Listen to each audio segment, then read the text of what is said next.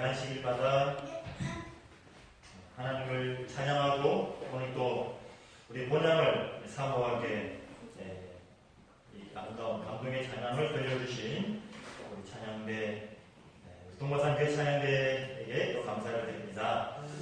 제가 6년 동안 예배 시간에 찬양대에 감사를 드린다는 말씀을 거의 하지 않아서 손에 꼽을 정도인데 이제 얼마 남지 않았기 때문에 제가 더 이상 아낄 게 없다는 생각이 들고 항상 하나님을 찬양하고 또 우리 찬양대뿐만 아니라 아침부터 저녁까지 또 매일마다 하나님을 위하여서 또 교회를 위하여서 헌신하시고 또 봉사하여 주시는 모든 성도님들께 정말 감사를 드립니다. 6년이라는 시간이 정말 쏜살같이 지나가는 것 같습니다. 참, 처음 우리 동화산 교회 부임해 온 것이 정말 얼마 되지 않은 것 같은데 어느덧 이제 6년이라는 시간이 지나고 이제 한 주일밖에 이게 남지가 않았고 제가 이제 작년에 이렇게 들어서면서 많이 생각해 볼 때에 우리 동화산 교회에서 전해야 할, 드려야 할 이 말씀이 전하지 못한, 드리지 못한 말씀이 아직 굉장히 많이 남아있는데 제가 생각해 보니까 아마 한 5분의 1밖에 제가 드리고 싶은 또 드려야 되겠다라고 생각하는 말씀에 5분의 1밖에 이렇게 못 드린 것 같아요. 아직도 참 많은 말씀들을 이렇게 드릴 게 이 성경석에 남아있는데 이렇게 시간이 다 되어서 또 이렇게 다음 우리 목사님이 오셔서 제가 또 미처 드리지 못한 하나님의 말씀을 또 드리게 되고 또 함께 신앙생활을 또 이어나가게 하시는 또 그런 섭리를 또 허락하셨다라고 이렇게 생각이 되어집니다. 이제 다음 주 한 주가 더 있기 때문에 이제 그 내용들은 우리가 다음 주에 다시 이렇게 또 나누기로 하고 오늘은 정말 여러분들에게 드려야 할, 드리고 싶은 굉장히 중요한 말씀을 또 이 성경을 통하여서 함께 나누기를 원합니다. 오늘 말씀의 제목은 기도의 사랑, 특별히 응답받는 기도의 비법에 대해서 말씀을 드리려고 합니다. 비결이 아니라 정말 비법에 대해서. 여러분들은 기도를 드리면은 응답을 잘 받으시는 편이십니까? 아니면 기도 응답 받는 게 굉장히 어려우신 편이십니까? 나는 기도를 드리면 한 10번 드리면 한 10번 정도 거의 다 응답을 받는다. 그렇게 생각하시는 분이 많으신가요? 아니면 10번 기도를 드리면 잘 응답 받아야 한 두세 번, 어떤 때는 한 번도 잘 못 받는다라고 하시는 분이 좀 많으신가요? 여러분들은 어떠십니까? 기도 응답을 잘 받으시는 편이십니까? 응답을 잘 못 받으시는 편이십니까? 기도 응답이 좀 어렵습니까? 잘 안 되십니까? 아니면 드릴 때마다 잘 응답을 받으십니까? 네, 잘 받으십니다.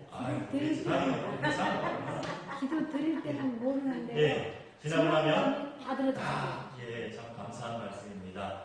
예, 그래서 오늘 저는 여러분들에게 기도 응답을 받는 비법, 기도 응답을 100% 받는 비법, 기도를 드렸다 하면은 응답을 받는 비법을 아주 비밀을 여러분들에게 좀 소개를 드리려고 합니다.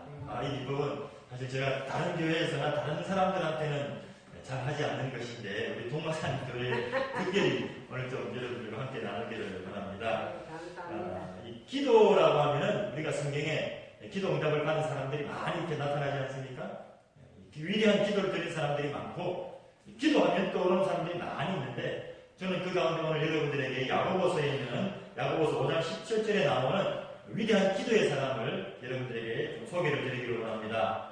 야고보서 5장 17절 18절에 있는 말씀입니다. 제가 이 말씀을 읽도록 하겠습니다. 엘리야는 우리와 성정이 같은 사람이로되 그가 비가 오지 않기를 간절히 기도한즉 3년 6개월 동안 땅에 비가 오지 아니하고 다시 기도하니 하늘이 비를 주고 땅이 열매를 맺었느니라. 아멘. 엘리야는 어떤 사람이었다고요? 우리와 똑같은 사람이었습니다. 우리의 믿음이나 우리의 마음이나 우리의 감정이나 엘리야도 배가 고프면 먹을 게 생각나는 사람이었고, 엘리야도 심심하면 뭔가 재밌는 것을 찾는 사람이었고, 엘리야도 일을 열심히 하면 피곤한 사람이었고, 우리가 똑같다고 해요. 그런데 우리가 달랐던 점은 기도가 달랐어요. 우리는 기도해도 어떨 때는 응답이 되는가 안 되는가 잘 모를 때가 많지만, 엘리야는 기도하면 하늘에서 비가 오지 않기도 하고, 기도하니까는 비가 내리기도 하고. 도대체 이 엘리야가 이런 위대한 기도를 드릴 수 있었던 이유가 무엇인가? 무엇이 우리가 달랐던 것인가? 우리가 똑같다고 하는데 왜 엘리야는 이런 위대한 기도를 드리고 우리의 기도는 어떨 때는 참 힘이 없는 것처럼 느껴질까? 자, 여러분, 이 엘리야의 기도를 우리가 열왕기 상에 있는 말씀을 통해서 한번 좀 확인을 해보기로 합니다. 열왕기상 17장 1절에 있는 말씀입니다. 열왕기상 17장 1절에 있는 말씀을 보면, 길르앗에 우거하는 자 중에 깃셉 사람 엘리야가 아합에게 말하되 내가 섬기는 이스라엘의 하나님 여호와께서 살아계심을 두고 맹세하노니 내 말이 없으면 수년 동안 비도 이슬도 있지 아니하리라 하니라. 18장에 있는 말씀입니다. 18장의 말씀에 보면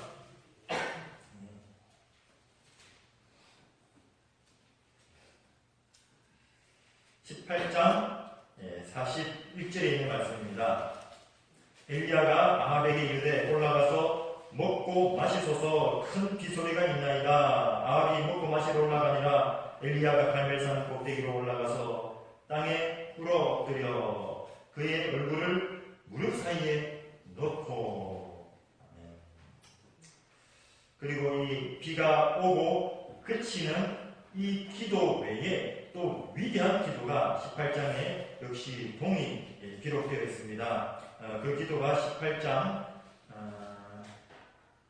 37절에 있는 말씀을 보면, 여호와여 내게 응답하옵소서, 내게 응답하옵소서. 이 백성에게 주 여호와는 하나님이신 것과 주는 그들의 마음을 되돌이키심을 알게 하소서 하매, 이에 여호와의 불이 내려서 번제물과 나무와 돌과 흙을 태우고 또 도랑에 물을 핥은지라.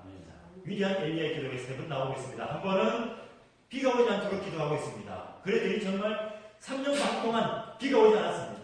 두 번째로 3년 뒤에 비가 오도록 기도하였습니다. 그러자 기도가 끝남과 동시에 우리와 같은 비가 쏟아졌습니다. 그리고 그 전에 엘리야가 또 하나님께 간절히 기도하였더니 이번엔 하늘에서 비가 오는 게 아니고 무엇이 내리는 것입니까? 불이 내려서 그 모든 것을 사르고. 이 비유풀이 하는 사람들은 아마 이 불을 이게 성령의 불이거나 혹은 그 다른 불로 비유일 것이다. 그러나 성경은 이것이 비유가 아니라 실제적인 불이 내려와서 사람들이 보는 눈앞에 재단에 있는 모든 재물들이 다 사려지게 되고 도랑 옆에 부어놓았던 물까지 말라버리게 하는 실제적인 사건으로 기록하고 있음을 보게 됩니다. 자, 여러분들도 이 엘리야와 같은 기도를 좀 들으시고 싶지 않으십니까? 내가 뭘 기도하면 내가 무엇을 기도하든지 하나님께서 착착착 들어주시는 그런 위대한 능력의 기도를 우리가 드릴 수 있다고 한다면, 전도하는 것 쉽겠습니까? 어렵겠습니까? 누워서 떡 먹기 아니겠습니까? 정말 우리의 교회에 이런 우리의 모든 성도들이 이런 기도를 드린다고 한다면, 모든 사람들이 아니야, 한 명이라도 동마산 기도의 능력의 사람이 있대. 그 사람이 기도드리면 비도 안 오고, 기도드리면 비도 내리고, 기도하면 병도 고치고. 야고보서 5장 27절 말씀 전에 나오는 말씀이 병자의 신유에 대한 기도입니다. 어떻게 우리가 이런 기도를 드릴 수 있을까요? 엘리야는 도대체 어떻게 이런 기도를 드렸을까요? 우리가 똑같은 사람이라고 하였는데 엘리야가 도대체 어떻게 기도를 드렸길래 이런 능력이 일어났을까? 그 비결을 우리는 이 엘리야의 삶을 통하여서, 다시 한번 17장 1절에 있는 말씀을 보겠습니다. 17장 1절에 길르앗에 우거하는 자 중에 깃셉 사람 엘리야가 아합에게 말하되 내가 섬기는 이스라엘 하나님 여호와께서 살아계심을 두고 맹세하노니 내 말이 없으면 수년 동안 비도 이슬도 있지 아니하리라. 엘리야라는 이름이 제일 처음 등장하는 말씀이 열왕기상 17장 1절입니다. 그런데 참 이상하게도 다른 사람들과는 달리 이 엘리야는 아버지 이름이 없어요. 성경에는 대부분의 선지자들이나 대부분의 그 사람을 소개할 때에 동명이인이 많았기 때문에 똑같은 이름을 가진 사람이 많았기 때문에 반드시 아버지의 이름을 적어서 이 사람이 누구인가라는 신분을 확인을 시켜줍니다. 눈의 아들 요수아, 여분네의 아들 갈렙, 뭐 이런 식으로 또 아미떼의 아들 요나, 이 사람이 누군가라는 것을 이 아버지의 이름을 통하여 이 사람의 삶의 배경과 이 사람의 성장의 배경과 이 사람이 어떤 사람이었다는 것을 알도록. 그런데 엘리야는 그런 게 없어요. 출생에 대해서도 없어요. 어떤 가정에서 태어났는가도 없어요. 어떻게 성장했는가도 없어요. 느닷없이 길앗에 사는, 길앗은 이 이스라엘의 지역 가운데에서 아주 북쪽에 있는 골짜기입니다. 골짜기. 이 산으로 되어 있고 비탈로 되어 있고 사람이 살만한 곳이 못 되는 그런 아주 험악한 골짜기가 길앗 골짜기예요. 그런데 이 소위 말해서 도시에 사는 사람이 아니라 왕궁에 사는 사람이 아니라 교육을 잘 받은 사람이 아니라 오늘날로 말하자면 시골 출신, 소위 말해서 촌놈이에요. 아무것도 모르는 사람이 느닷없이 나타나더니 떠벅떠벅 어디를 찾아가냐면 임금님의 궁정을 찾아가고 그 수입니까? 호위무사들이 엘리야의 앞을 가로막고 네가 누구냐? 신분을 밝혀라. 네가 어느 집 사람이냐? 어느 가문 사람이냐? 그런 거 하나 없이 아주 당당하게 임금님 앞에 서서 뭐라고 선언합니까? 임금님, 저로 말할 것 같으면 저는 누구입니다. 제가 온 이유는 이런 게 있습니다. 하지 아니하고 선언을 합니다. 내 말이 없으면 비로지 않을 것이다. 그리고 호연이 사라집니다. 이 엘리야처럼 극적으로 등장을 하고 극적으로 사라지고 극적으로 살아나는 사람이 이 성경에 기록되어 있잖아요.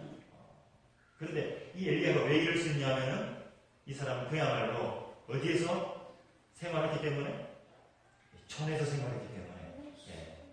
여러분 우리 옛말에 그런 말 있지 않습니까? 모르면 무식하면 뭐하다? 용감하다. 이 딱 엘리야에게 해당되는 말이 그 말이에요. 무식하면 용감하다. 만약에 이 시내에서 교육을 받고 사람들 사이에서 사람들의 틈 속에서 참 눈치 보고 자라면은 오자마자 뭘 봐야 됩니까? 뭘 봐야 되냐면 눈치를 봐야 돼요. 내가 이 말을 하면 저 사람이 어떻게 생각할까? 내가 이렇게 하면 그 다음에 나한테 어떻게 돌아올까? 내가 이렇게 해서 얻는 게 무엇일까? 다 계산을 합니다. 다 계산을 한 다음에 말을 하려고 하면 말이 잘 나오나요? 안 나오나요? 생각이 복잡하면 말이 잘 안 나와요. 저도 참 이 생각이 복잡한 사람 가운데 한 사람인 것 같은데. 근데 엘리야는 어떤 사람이에요? 생각이 복잡한 사람이 아닙니다. 단순한 사람입니다. 오직 무엇밖에 모르는 사람이에요? 하나님밖에 모르는 사람이었어요. 길앗 골짜기에서 그가 보고 듣고 생각하고 할 수 있는 것은 하나님밖에 없었습니다. 그의 눈앞에는 자기보다 뛰어난 사람도 보이지 않고 자기가 얻을 수 있는 그런 기회들도 보이지 않고 자기를 위협하는 그런 사람들이 보이지 않고 오직 하나님밖에 보이지 않는 것입니다. 하나님께서 하시는 말씀만 생각하고 하나님께서 주시는 말씀만 듣고 하나님께서 가라고 하시는 그 길로만 가기로 작정한 사람이었어요. 근데 여러분, 엘리야가 길앗에서 뭐 했을까요? 여러분 혹시 휴가를 혹시 가시거나 아니면은 좀 아파서 이렇게 요양을 하시거나 여러분의 삶 속에서 딱 떨어져서 한 일주일이나 한 달 동안 지내보셨던 분이 혹시 계십니까? 저도 이제 작년이었죠. 재림연수원에 이렇게 들어갔더니 재림연수원 일주일 동안에 정말 그 재림연수원은 그 강원도 원주 시내에서도 차를 타고 한 30분 동안 산으로 올라가야 되고 거기에는 휴대폰도 잘 켜지지 않을 뿐만 아니라 들어갈 때 휴대폰을 다 이렇게 압수는 아니지만 다 이렇게 제공 이렇게 다 제출하도록 합니다. 그래서 이 목사님들도 요즘에는 뭐 SNS라든지 뭐 여러 가지 활용하는 것들이 많아서 이 휴대폰을 손에서 잠시라도 떼놓지를 못하는 분들인데 한 주일 동안 휴대폰을 못 쓰니까는요 처음에는 금단 증상인 것 같아요. 근데 하루가 지나고 이틀이 이틀이 지나고 사흘이 지나고 이 생각이 달라지고 굉장히 단순해지고 생각이 굉장히 아주 명확해지고 분명히 초점이 정확해지고 이전에 수많은 많은 생각들 이것과 저것과 여러 가지 생각들이 한 가지로 이렇게 모아지는 그런 경험들을 이 재림연설을 통해서 이렇게 경험할 수 있게 되었습니다. 여러분 엘리야가 한 주일이 아니라 평생을 산속에서 그의 모든 초점이 하나님과 하나님의 말씀에 초점되었던 그런 삶을 살았으리라고 생각합니다. 특별히 그 시대가 평안한 시대가 아니었고 그 시대가 하나님의 축복이 충만한 시대가 아니었고 이스라엘 가운데 가장 악한 왕이라고 하는 어느 왕의 시대입니까? 아합 왕의 시대였어요. 제가 가장 관영한 그런 때에 이 엘리야가 산속에서 하나님의 말씀을 살펴보면서 지금 오늘 일어나는 이런 시대 동안에 특별히 6개월 동안 비가 오지 않는 야고보서 5장에서는 3년 6개월 동안 비가 오지 않다고 했습니다. 그러나 열왕기상 18장의 말씀에 보면은 18장 1절의 말씀에 보면 많은 날이 지나고 제3년에 비가 오지 않겠다고 선언하고 나면 3년에 그렇기 때문에 원래 전체적으로 비가 오지 않는 기간은 3년 6개월이었어요. 그래서 엘리야가 지금 아합 왕에게 나아가기까지 몇 개월 동안 비가 오지 않았느냐면 6개월 동안 지금 비가 오지 않는 상태였어요. 비가 오지 않는 상태였어요. 그래서 엘리야는 하나님께 기도하면서 하나님 지금 6개월 동안 비가 오지 않는데 이 비가 오지 않는 이유가 무엇입니까? 간절히 기도했을 것입니다. 여러분 6개월 동안 비가 오지 않는 것 정상적인 것입니까? 비정상적인 것입니까? 비정상적인가요? 정상적인가요? 지금 우리 마산에 비가 안 온 지가 얼마나 됐습니까? 엊그제 왔습니까? 엊그제 왔네요. 엊그제 오기 전에 한 얼마 동안 비가 안 왔을까요? 아마 우리나라가 참 비가 많이 오는 그런 지형대에 있지만은 비가 안 오는 강원도에는 한 6개월 동안 비가 안 오는 경우도 있습니까? 뭐 간혹가다 있을 수 있을 것입니다. 그러나 특별히 이스라엘 땅은 건기와 우기가 이렇게 나눠져 있고 이 건기 때에는 뭐 6개월 정도 비가 안 오는 것을 어떻게 보면 뭐 지극히 비정상적인 범주에 들지 않을 수도 있는 그런 기간이었을 수도 있을 것입니다. 그러나 다른 사람들이 생각할 때에는 비가 좀 안 오는가 보다, 올 때가 됐는데 좀 늦게 오는가 보다라고 생각되어지는 그때이지만 엘리야의 눈에는 그 6개월의 기간이 다르게 보였더라는 것입니다. 왜 다르게 보였는가? 그는 열왕기상 8장에 있는 말씀을 읽다가 열왕기상에 있는 말씀을 읽다가 열왕기상 8장에 있는 이 말씀을 그가 기억하였을 것입니다. 열왕기상 8장을 한번 좀 펴주시기를 바랍니다. 열왕기상 8장 열왕기상 8장은 솔로몬이 하나님의 성전을 건축하고 그 성전을 봉헌할 때에 하나님께 드린 기도가 기록되어 있는 위대한 솔로몬의 기도가 기록되어 있는 장입니다. 그 가운데 특별히 35절에 있는 말씀을 보도록 하겠습니다. 35절에 있는 말씀입니다. 만일 그들은 하나님의 백성 이스라엘 백성들입니다. 만일 주의 백성들이 주께 범죄함으로 말미암아 하늘이 닫히고 비가 없어서 주께 벌을 받을 때에는 이곳을 향하여 성전을 향하여서 기도하며 주의 이름을 찬양하고 그들의 죄에서 떠나거든 주는 하늘에서 들으사 주의 종들과 주의 백성 이스라엘 죄를 사하시고 그들이 마땅히 행할 선한 길을 가르쳐 주시며 주의 백성들에게 기업을 주신 주의 땅에 비를 내리소서. 솔로몬이 지금 무엇을 기도하고 있습니까? 만약 하나님의 백성들이 죄를 지으면은 그 벌로 인하여서 주께 범죄함으로 그 결과가 어떻게 될 것이다라는 것을요. 하늘이 닫히고 비가 내리지 않을 것에 대해서 이야기를 하고 그러다가 백성들이 다시 회개를 하고 하나님 앞에 기도를 하고 하나님 우리가 다시는 죄를 짓지 않겠습니다라고 기도할 때에 하나님께서 다시 어떻게 해주십시오? 비를 주십시오라는 그 솔로몬의 기도가 엘리야에게 아주 비수와도 같이 가슴에 꽂히게 되었을 것입니다.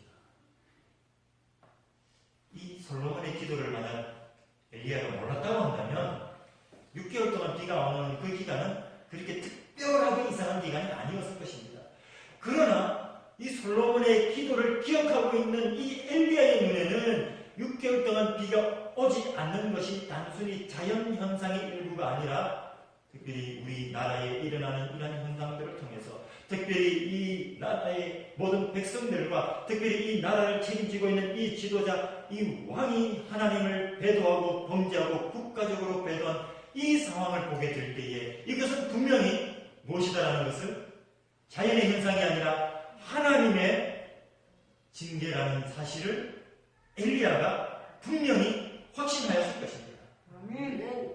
여러분, 우리가 주에서 일어나는 일을 볼 때에, 우리 가정에서 일어나는 일을 볼 때에, 내 삶에서 일어나는 일을 볼 때에도 우리가 기도하지 않는다고 하면은, 기도하지 않을 때는 이 일을 어떻게 넘길 수 있습니까? 그냥 뭐 그럴 수 있는 일이지. 뭐 살다 보면 아플 수도 있고, 살다 보면은 일이 안 풀릴 수도 있고. 그러나 하나님을 믿는 하나님의 백성들은 세상 사람들과 같이 그렇게 우리의 삶을 보아서는 안 된다라는 것입니다. 하나님을 믿는 하나님의 백성들은 어떤 눈으로? 믿음의 눈으로, 기도의 눈으로 우리의 삶을 바라보게 될 때에 내가 지금 당하고 있는 이 고난들이, 내가 지금 당하고 있는 이 형편들이 내가 하나님을 향하여서 바로 서야 할 이 부분들이 잘못되어서 일어난 그런 일들이 아닌가라는 그런 기도의 눈으로 바라보아야 하더라라는 것입니다. 그래서 이 엘리야는 확신을 갖게 되었습니다. 지금 이 비가 오지 않는 이유는 이 백성들이 하나님의 곁을 떠나서이기 때문이구나. 그렇다고 한다면 언제까지 비가 오지 않을 것이다? 하나님의 백성들이 하나님께로 돌아오기까지는 비가 오지 않겠구나. 그 말씀을 그가 기도를 통해서 분명하게 얻게 되었더라는 것입니다. 그런 기도의 응답과 기도의 확신을 갖게 되자, 그래서 그가 아방에 간 것이에요. 이 엘리야가 무식해서 용감해서 아방한테 간 것이 아니라, 왕이 누군지 천지를 몰라가지고 자기 죽을지를 모르고 왕 앞에 간 것이 아니라, 그냥 내 마음속에 비 안 오겠네, 날씨를 보니까 비 안 오겠네 라고 해서 간 것이 아니라, 무엇을 했기 때문에? 기도하고, 무엇에 근거한? 말씀에 근거한 기도를 하고, 이 상황이 말씀에 근거한 그 사실이 이루어지는 사실을 확신하였을 때에 그가 나아갔더라는 것입니다. 똑같은 상황이 비가 오는 상황 가운데에서도 이루어집니다. 똑같은 18장에서 우리가 읽었던 그 말씀에서 열왕기상 18장 41절에 있는 말씀을 통해서도 엘리야가 아합에게 말하기를 비가 있겠습니다. 비가 올 것입니다. 그리고 뭐합니까? 42절에서 땅에 꿇어 엎드려서 그 얼굴을 무릎 사이에 놓고 기도합니다. 근데 여러분, 엘리야가 이때 무슨 기도를 드렸을까요? 엘리야가 이때 무릎 사이에 머리를 놓고 정말 가장 낮은 자세로 기도를 드렸는데 무슨 내용의 기도를 드렸을까요? 비 오게 해달라고 기도했을까요? 우리는 엘리야가 이때 비가 간지러 오도록 7번 기도하지 않습니까? 가서 봐라, 동쪽에 구름이 있느냐? 없습니다. 또 기도합니다. 봐라, 구름이 있느냐? 없습니다. 또 기도합니다. 우리는 엘리야가 비 오게 해달라고 이렇게 열심히 기도하는가 보다라고 생각할 수 있는데, 과연 우리는 엘리야가 이렇게 기도한 것은 비가 오게 기도해달라는 기도가 아니라 자기의 삶이 지금까지 돌이켜볼 때에 하나님께로부터 떠난 적이 없는가라는 그런 기도를 드렸다라고 이렇게 말씀하고 있어요. 비 오게 해달라고 기도를 드리지 않았더라는 것입니다. 왜 엘리야가 비가 오도록 기도를 드리지 않았을까요?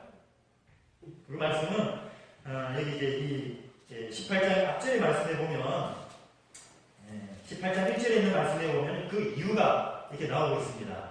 18장 1절에 있는 말씀 한번 보시겠습니까? 자, 많은 날이 지나고 제3년에 여호와의 말씀이 엘리야에게 임하여 이르시되 너는 가서 아합에게 보이라. 내가 비를 지면에 내리리라. 지금 18장 1절에 있는 말씀은 엘리야가 18장 41절에서 이 갈멜산에서 아합에게 비가 오겠습니다라고 기도하기 이전의 상황입니다. 엘리야가 기도하기 이전에 하나님께서 이미 뭐라고 말씀하십니까? 내가 비를 내리겠다. 하나님께서 비를 내리겠다고 말씀하시자 엘리야는 그 하나님의 말씀을 듣고 아합에게 가서 비가 오겠습니다 라고 이야기한 것입니다. 그 다음에 엘리야가 기도합니다. 하나님께서 분명히 비가 오겠다고 말씀하시기 때문에 엘리야가 다시 비가 오게 해주십시오 라고 기도할 필요가 있습니까? 없습니까? 없어요. 왜? 하나님께서 비가 오게 하셨다고 하십니까? 그래서 엘리야의 기도는 비가 오게 해달라는 기도가 아니라 자기 자신을 돌아보는 기도를 드렸다는 것입니다. 자, 여러분들에게 기도 응답 100% 응답받는 비결을 이제 여러분들에게 소개를 드리겠습니다. 우리는 엘리야를 통하여서, 엘리야의 기도를 통하여서 엘리야가 어떻게 그런 기도의 응답을 받을 수 있었는가? 네. 첫 번째, 엘리야가 비가 오지 않게 기도하는 것도, 여러분, 엘리야가 비가 오지 않게 기도를 해서 비가 오지 않은 것입니까? 아니면 이스라엘 백성들이 범죄함으로 비가 지금 6개월 동안 오지 않는 상황 가운데에서 이것이 하나님 때문에 비가 오지 않는구나라는 것을 알고 이야기한 것입니까? 즉 엘리야가 아합에게 말한 것이 기도해서 비가 오지 않은 것입니까? 아니면 하나님께서 비가 오지 않게 하신 것을 알고 엘리야가 아합에게 말한 것입니까? 엘리야가 비가 오지 않게 해달라고 해서 비가 온 게 아닙니다. 성경 말씀을 보니까 이미 하나님께서 비가 오지 않는, 이스라엘 백성들이 하나님께 배도하고 비가 오지 않는 상황이었어요. 근데 그 상황을 다른 사람들은 몰랐지만 기도하는 사람, 엘리야만은 그 상황을 알았더라라는 것입니다. 그래서 아합에게 말하고 기도하고 내 말이 있기 전에는 비가 오지 않을 것이야.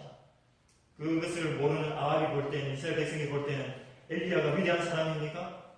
위대한 사람인 것처럼 보여요. 야, 이 사람이 기도하기 전에 말하니까 비가 오지 않는구나. 그러나 엘리야가 하는 것은 무엇입니까? 비가 오지 않도록 기도하는 것이 아니라 하나님께서 하신 일을 기도를 통하여서 확인하는 것뿐입니다. 비가 오게 하는 상황도 마찬가지입니다. 여러분, 엘리야가 비가 오도록 기도하는 것입니까? 아니면 하나님께서 비가 오지 않겠다라고 말씀하신 것을 엘리야가 듣고 아합에게 말한 것입니까? 두 번째. 엘리야가 비 오게 한 것이 아니죠. 오늘 성경 말씀을 보니까 엘리야가 비 오도록 기도한 게 아니었어요. 이미 하나님께서 비 오도록 작정하신 거야. 근데 엘리야가 기도를 통해서 그것을 확인을 하고 말한 것 뿐입니다.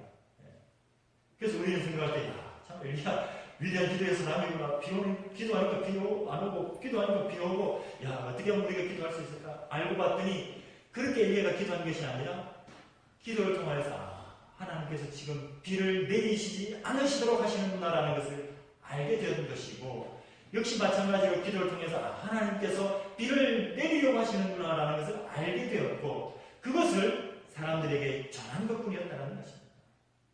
우리의 기도가 위대한 응답받는 기도가 되려고 한다면 엘리야와 같은 기도를 드릴 때 우리는 100% 응답받는 기도를 드릴 수 있을 것입니다. 어떤 기도를요?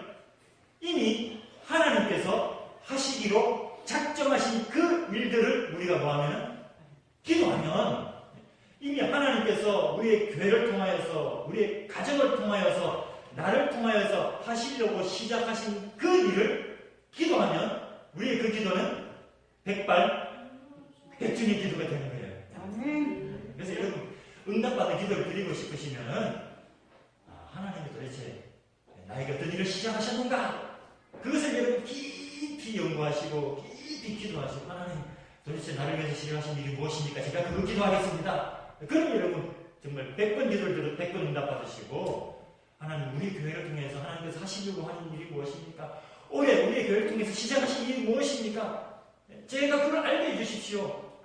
그것을 우리가 알게 되고 그것을 위해 기도드리면 우리의 기도는 100번 드릴 때 100번 응답받는 위대한 능력의 기도를 드리실 수 있게 될 것입니다. 그런데 하나님은 이걸 주시려고 시작하셨는데 우리가 자꾸 엉뚱한 걸 구하면 하나님은 분명히 나를 일로 가도록 다 하시려고 시작하셨는데 자꾸 요나처럼 엉뚱한 길로 하면 100번을 드려보십시오. 우리의 기도가 응답되지 않습니다. 그래서 성경은 우리에게 위대한 기도의 능력이 사람이 되기 위하여서, 위대한 기도를 드리기 위하여서 하나님께서 시작하신 그 일을 기도하라라고 이렇게 말씀하시고 있습니다. 우리 모든 동마산 성도들이 이런 기도를 드리게 되셔서 하나님께서 이미 나를 위해서 시작하신 그 일들을 나의 기도 제목으로 삼게 되셔서 정말 엘리야와 같은 위대한 능력의 기도를 드리시게 되기를 간절히 소망합니다. 우리는 열왕기상 그 8장의 솔로몬의 기도를 통하여서 기도가 이런 기도를 우리가 드려야 하는구나라는 것을 우리가 알게 될 것입니다. 열왕기상 8장에 보면은 이 솔로몬이 기도를 드리는데 이 솔로몬의 기도의 모습이 약간 다른 모습의 기도를 우리에게 주시는 말씀을 보게 됩니다. 22절의 말씀을 좀 보시겠습니다. 열왕기상 8장 22절입니다. 솔로몬이 여호와의 제단 앞에서 이스라엘의 온 회중과 마주서서 하늘을 향하여 손을 펴고, 그 다음에 이제 22절부터 계속해서 이 솔로몬의 기도가 위대한 기도가 이렇게 기록되고 있습니다. 이렇게 해주시고, 이렇게 해주시고, 이 백성들을 이렇게 해주시고, 이렇게 해주시고, 돌아보아 주시고, 소유가 되게 해주시고, 그 다음에 53절까지 그런 기도를 드립니다. 그 다음에 54절에 솔로몬이 무릎을 꿇고 손을 펴서 하늘을 향하여 이 기도와 간구로 여호와께 아뢰기를 마치고, 22절에 있는 말씀은 솔로몬이 서서 기도를 드립니다. 그런데 누구를 향해서 서 있습니까?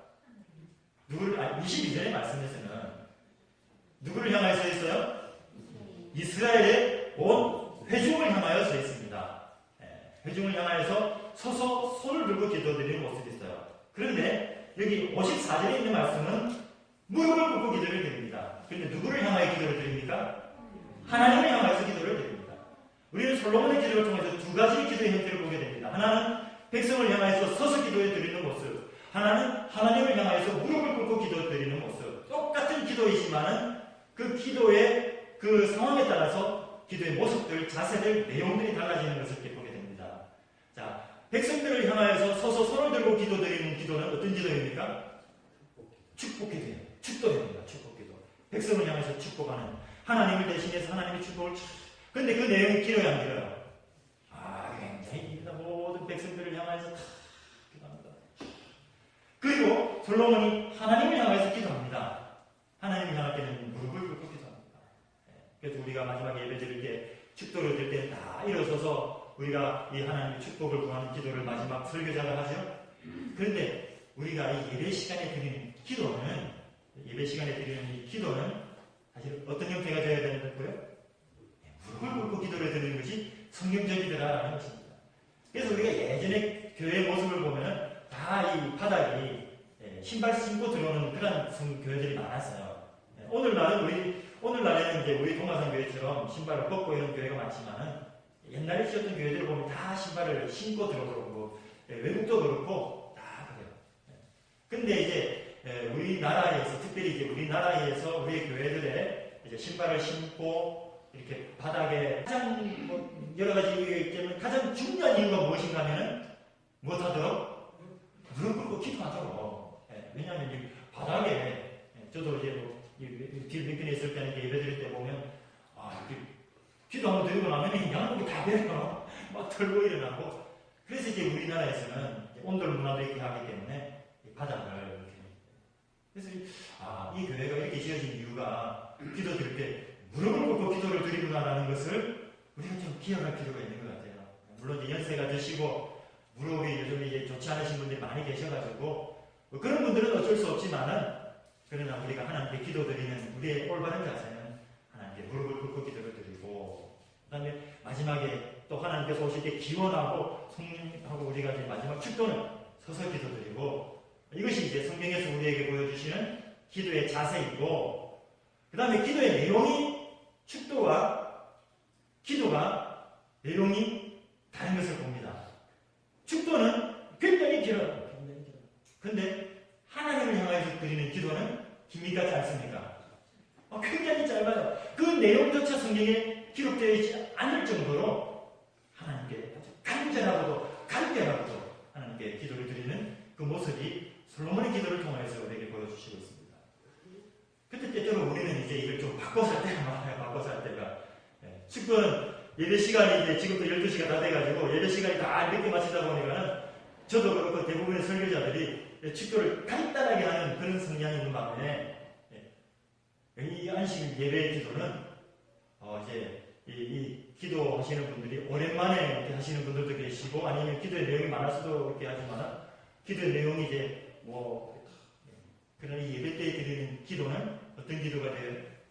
정말 하나님만을 향한 예배만을 위한 그렇게 기도도 없고 바이프에는 이 공연 기도는 한 1분 정도 1분 정말 하나님께 집중하는 하나님께 대한 예배에 대한 그런 내용의 기도가 적절한 그런 기도가 이게 될 것입니다.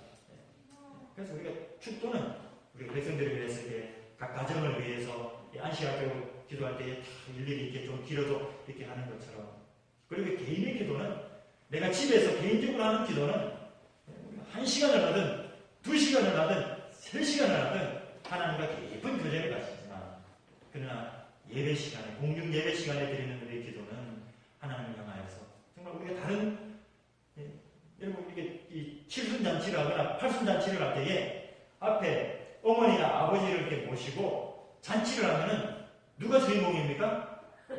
누가 주인공이에요? 이 여기 앉아 계신 분이 주인공 아닙니까? 그럼 자녀들이 다 이렇게 와가지고 이 여기 앉아 계신 뭐 아버님이나 어머님 건강하십시오, 행복하십시오 다 그런 말을 해야지. 이 팔순잔치 와가지고 어머니한테 아유 어머니 우리 손주 좀 잘 챙겨주시고 우리 이번에 땅 샀는데 좀 이렇게 좀 보태주시고 이번에 아파트 살 건데 어떻게 좀 안 되겠습니까? 뭐 이렇게 이 적절하지 않은. 그래서 우리가 예배 드릴 때도 예배의 기도가 하나님 중심의 기도가 이 솔로몬이 우리에게 보여준 가장 아름다운 모습의 기도가 아닌가 이렇게 생각합니다. 저는 이 기도가 어떤 의미에서는 우리 하나님께 드리는 택배 상자 같다는 그런 생각이 이렇게 들어요. 여러분께 어제 택배를 보내실 때에 꼭 기억할 중요한 게 한 3가지 정도가 있지 않습니까? 하나는 받는 사람의 주소가 정확해야 돼요. 받는 사람 주소 안 적고 내 이름만 적고 아무리 좋은 건 넣어도 갑니까 안 갑니까? 안 가요. 그래서 우리가 기도할 때 반드시 내가 기도 드리는 대상이 누구인가? 누구에게 기도를 드리라고 말씀하십니까? 예수님께서 우리에게 가르쳐 주신 기도문에 보면 하늘에 계신 우리 아버지시여. 그래서 어떤 분들은 보면 이제 뭐 예수님을 향하여서 이렇게 예수님 이렇게 기도하시는 분들도 있고 뭐 이렇게 하시는 분인데 또 어떤 분들은 하나님 앞에 좀 많은 형용사들을 붙여서 은혜롭고 자비롭고 노하기를 더디하시고 그러나 간절하게 하나님의 이름만을 부르는 것이 그것이 바른 것이다. 왜냐하면 우리가 아버지를 부를 때도 아버지 아들이 아버지 부를 때 아버지 한마디면 되지 아버지한테 가가지고 친절하신 아버지 겸손하신 아버지 마음이 참 착하신 아버지 이거는 뭔가 이게 잘 맞지 않는 거예요. 우리는 이제 하나님을 이렇게 그런 분이다라고 생각해서 하지만 하나님의 입장에서 보면은 하나님을 너무 이렇게 좀 제한하고 그래서 하나님의 것은 정말 하늘에 계신 우리 아버지 그리고 기도의 내용이 우리 기도의 상황에 따라서 적절한 기도가 내가 주문을 할 때에 분명히 빨간색 예쁜 브라우스 원피스를 딱 주문을 했는데 택배가 도착해서 딱 열어보니까는 시커먼 운동화 한 짝이 들어있으면은 이건 잘못한 거 아니겠습니까? 우리가 기도를 드릴 때도 하나님 앞에 개인의 기도를 드릴 때는 개인의 기도의 내용이 들어가는 것이고 축복의 기도가 들어갈 때는 축복의 기도의 내용이 들어가야 되는 것이고 하나님 앞에 예배의 기도를 드릴 때는 예배의 기도의 내용이 들어갈 것이고 이 상황에 맞는 그런 기도를 드리고 마칠 때는 반드시 예수님의 이름으로 여러분 기도는 누구의 이름으로요? 내 이름으로 가는 게 아니에요. 우리는 하나님 앞에 기도드리다 아무런 공로도 없고 자격도 없고 우리의 이름 넣으면 바로 이렇게 검열 누가 검열해? 사장이 검열해가지고 기도가 그냥 다 짜요. 반드시 우리를 위해서 십자가에 달리신 그 구원의 예수님 이름으로 기도할 때에 이 3가지가 기도 속에 포함될 때에 우리 기도의 상대가 하나님께로 완전히 전달될 것을 우리에게 말씀을 주시고 있습니다.